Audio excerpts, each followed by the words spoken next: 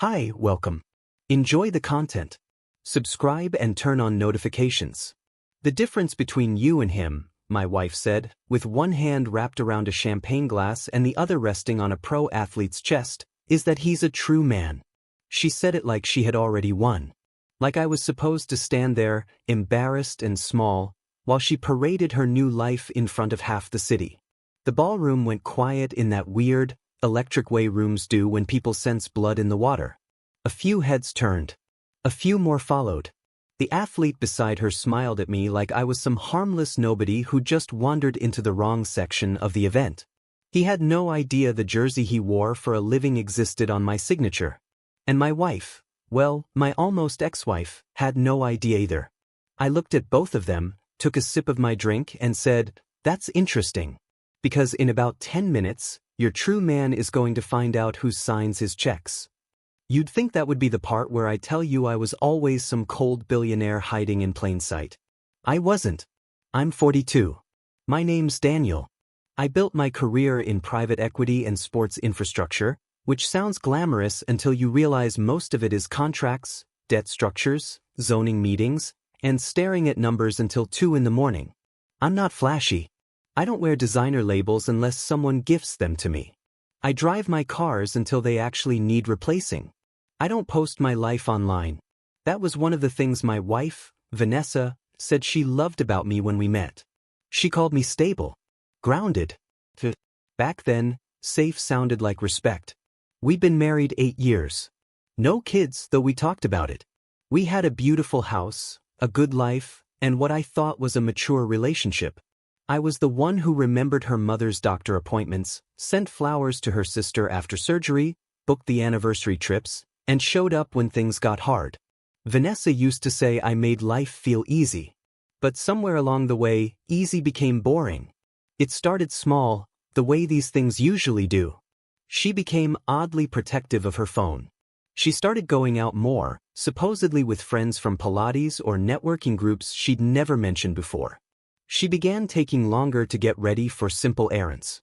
She got sharper with me too, almost irritated by my presence.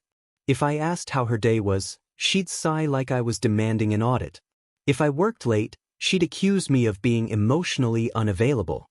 If I came home early, she'd seem disappointed. At first, I blamed stress. Then I blamed myself. That's what decent people do when the person they love starts pulling away. We assume there's something we can fix. Then one night, we were at dinner, and her phone lit up face up on the table. I only saw 3 words before she snatched it. "Miss you already." Not a name. Just that. She laughed it off. Said it was from a female friend being dramatic. But her hand was shaking. And for the first time in our marriage, I looked her in the eye and knew she was lying. From that point on, everything changed. I didn't confront her. Not yet. I started paying attention. Vanessa suddenly cared about sports. That alone should have set off alarms. She had spent years mocking game nights and calling team owners rich men playing fantasy camp with city money. Now she had strong opinions about conditioning, leadership, discipline, contracts. Terms she'd never used in her life. Then I noticed a name coming up more and more. Marcus Vail. Star forward. Fan favorite. Explosive on the court. Endorsement deals. Magazine covers. The kind of man whose face gets printed 20 feet high outside an arena. He also happened to play for the team I had recently acquired through my holding group. That part matters. 6 months before all this, I became majority owner of the team. Quietly. Deliberately. The deal went through a layered structure because the previous owner wanted a controlled transition before the public announcement. League approvals were done, legal transfer was done, but the press rollout was scheduled for opening week. Until then, only the board, senior executives, league office, and a tight legal circle knew. Vanessa didn't know because Vanessa never cared what I actually did. In her mind, I moved money around in boring meetings and occasionally wore a suit. Marcus didn't know because players weren't briefed until the formal internal announcement. I wish I could tell you I suspected her because of that connection. I didn't. I thought it was coincidence at first. Then one Saturday afternoon, I came home early from a site meeting and heard Vanessa in the sunroom. She was on speaker, laughing in that low, intimate voice she hadn't used with me in months. "You worry too much," she said. "He has no spine. Daniel's the kind of man you leave, and he'll apologize for making you unhappy." I stood in the hallway and felt something in me go still. Then the man on the other end laughed. Marcus. I'd heard enough interviews, enough press clips, enough locker room speeches to know that voice anywhere. Vanessa kept talking. "You're everything he isn't. Confident. Decisive. A true man." That phrase again. I didn't storm in. I didn't smash anything. I walked out of the house, got in my car, and sat there for 15 full minutes with both hands on the wheel, just breathing.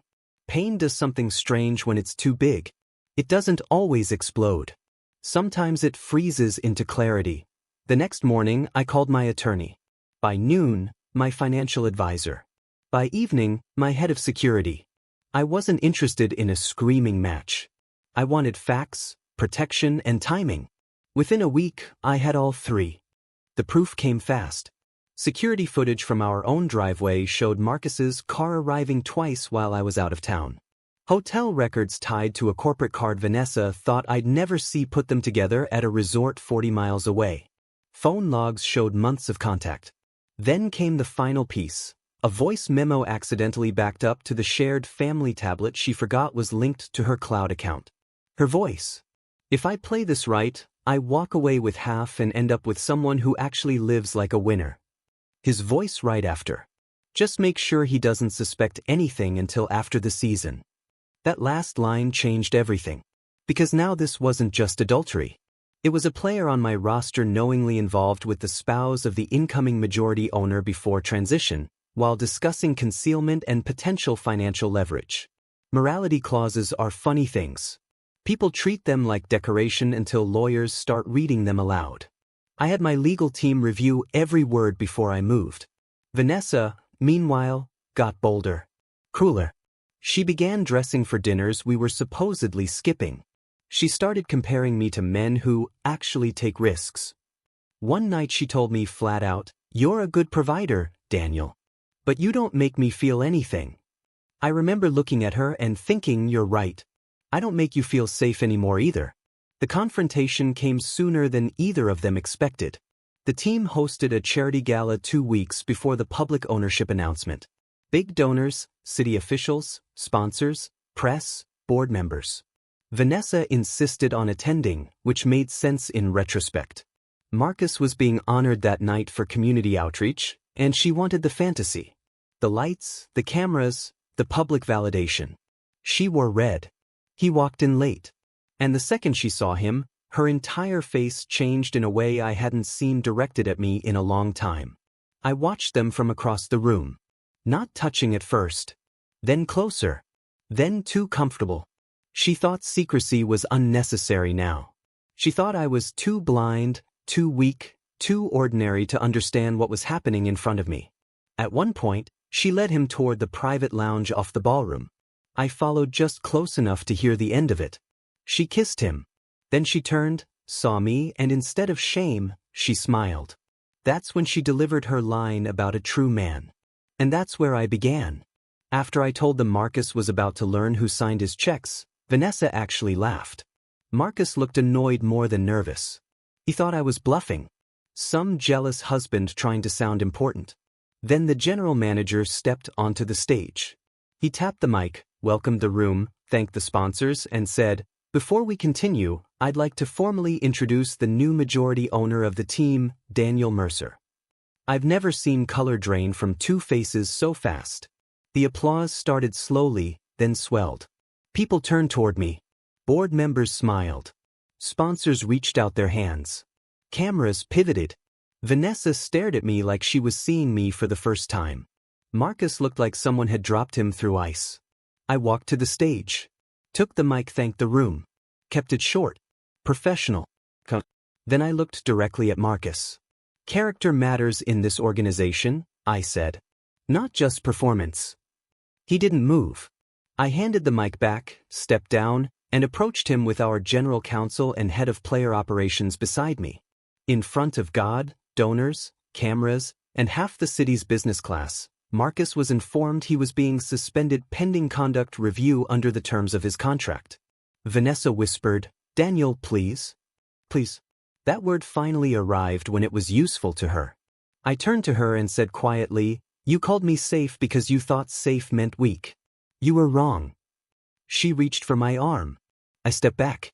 There was no screaming, no theatrics, just consequences moving into place. By the following week, I had filed for divorce. Because of the evidence and the timing of certain financial moves she'd been planning, her fantasy about walking away with half collapsed fast. The trust structures protecting my premarital assets held. The attempt to leverage the marriage while concealing the affair did not help her case. Marcus lost 2 endorsement deals within 10 days. The team traded him before the season started. Officially, it was a strategic decision. Unofficially, nobody wanted the distraction. Fans loved highlights. Sponsors prefer clean headlines. Vanessa's social circle evaporated once the story made its rounds in the quieter, uglier way scandals really spread. Not through dramatic tabloid covers, but through invitations that stop coming, calls that stop being returned, and people who suddenly remember they're busy. She tried to contact me for months. First angry, then apologetic, then nostalgic, then broken. I didn't answer. The last thing I heard through attorneys was that Marcus had moved on fast, exactly the way men like that usually do when the spotlight shifts and the thrill is gone. Vanessa had mistaken attention for loyalty. She had traded a real life for a performance and seemed shocked when the curtain dropped. As for me, I stayed. Not in the marriage. In myself. I kept the house for a while, then sold it. I took a long trip alone after the divorce was final. No revenge tour. No parade. Just silence, sunlight, and the first full nights of sleep I'd had in over a year. These days, my life is smaller in the best way. Cleaner. Honest. I work. I train. I eat with people I trust. I laugh more easily now. Peace used to sound boring to me too. Now I know peace is expensive, and I know exactly what it costs when you give it to the wrong person. My wife left me for a man she called a true man. What she never understood was that real strength doesn't always announce itself. It doesn't need to flex in public or chase applause. Sometimes it just waits, watches, learns the truth. And when the moment comes, it lets people destroy themselves with their own arrogance. I didn't win because I got louder. I won because I stayed calm long enough to see exactly who they were. And once I did, walking away was the easiest decision of my life. Thank you for watching. If you enjoyed the story, don't forget to subscribe and turn on notifications so you don't miss the next one.